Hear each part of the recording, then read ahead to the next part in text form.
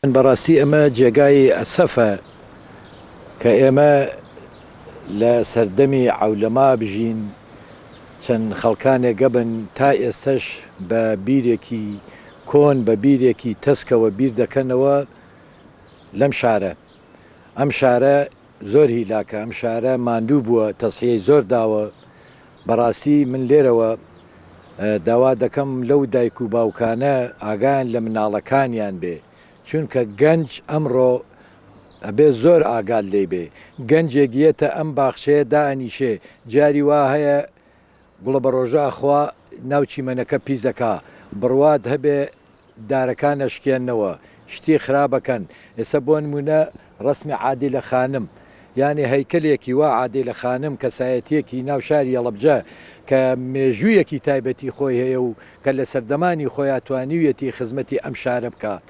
ئێمە ئەبێ ڕێزی لێ بگرین. یعنی هەیکل تاوانی چییە؟ تۆ بچی لوتی بشکێنی یا قاچی بشکێنی یا سەری بشکێنی. ئەمانەش خۆ خەڵکانێکی نەفزنزمن کەم. بۆیە من وەک هاوڵاتیەک داوا لە دایک و باوکان دەکەم کە ئاگایان لە مناڵەکانیان بێ. شەو ئەچنە دەرەوە ئەبێ بزانی بڵێ کاکە تۆ چیتە دەرەوە شەو لەکوێ مێنیتەوە، بۆ نایتەوە بۆ ماڵەوە چیەکەی چی ناکەی. بۆیە داوا دەکەم گەنجەکانمان بە شێوەیەکی ڕێک و پێک لە باخچەکان دانیشن، لە شوێنە گشتیەکان دانیشن، زەرەر و زیان لەم شارە نەدەن.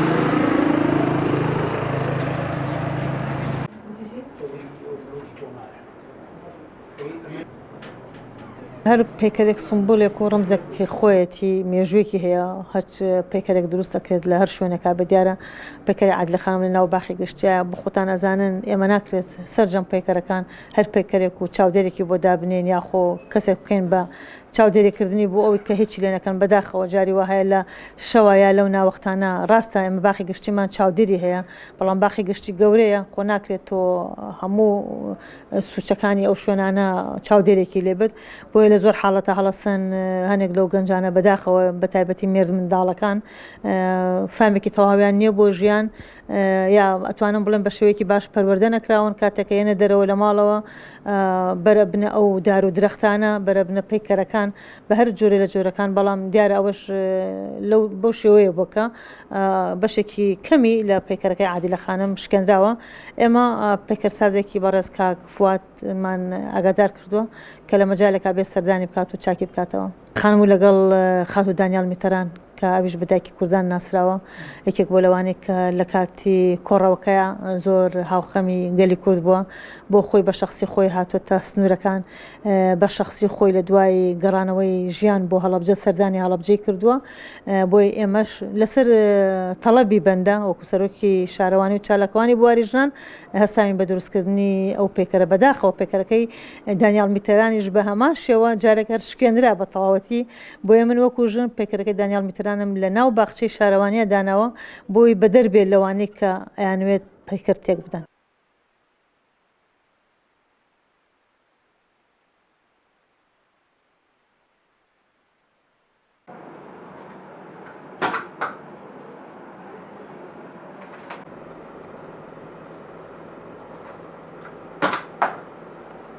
سەبارەت بەشکانی دوو پەیکەر لە پارێزگای هەڵەبجە کە پارساڵ ڕوویانداوە، دیارە و دوو پەیکەرە لەلایەن هاوڵاتیەکەوە شکێنراون کەەوە هاوڵاتیە دەستگیر کراوە لەلایەن هێزەکانی پۆلیسەوە، دراوە بە دادگا. پاشەوە پەڕاوی لێکۆڵینەوەی بۆ ڕێکخراوەوە دراوە بە لیژنەی پزیشکی. لیژنەی پزیشکی پێڕاگەیاندوین کە ئەو کەسە نەخۆشی زەهانی هەیە و بەرپرس نیە لەو کاروکردوانی کە ئەنجامیەدا. خۆشبەختانە پەیکەرەکان چاکراونەتەوە لە شوێنی خۆیان دانراون. سەبارەت بە پەیکەری عادلە خانم دەنگۆیەکی واوڵاو بۆتەوە کە دەستکاری کرابێ پەیکەرەکە. دیارە ئێمە ئاگداری شارەوانی هەڵەبجاکەین کە بە دۆداچوون بۆ بابەتە بکە و ئێمە ژۆک و پۆلیس بە دۆداچوونی بۆەکەین و ئەگەر هەر کەسێک سکاڵات تۆمار بکات لەسەر و بابەت ئێمە بە دۆداچوونی بۆکەین و پەڕاوی لێکۆڵینەوەی بۆ ڕێکخی.